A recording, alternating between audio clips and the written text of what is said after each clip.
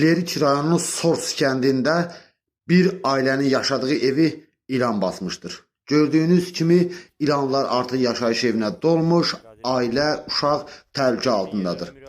Vətəndaş İbadov Qədir'in göndərdiyi videolarda görünür ki, ilanlar zəhərli ilanlardır və o hər an ailə üçün, uşaq üçün təhlükə yarada bilər.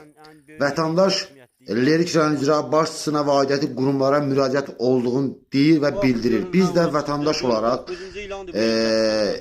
ictimai fəal olaraq, bloger olaraq Lerik rayon icra başçısından və aidiyyəti qurumlardan bu ailəyə dəstək olmağı gözləyirik. İnanırıq ki, Lerikin icra başçısı və aidiyyəti qurumları hərəkətə keçəcək və bir ailədə faciənin qarşısı alınacaq.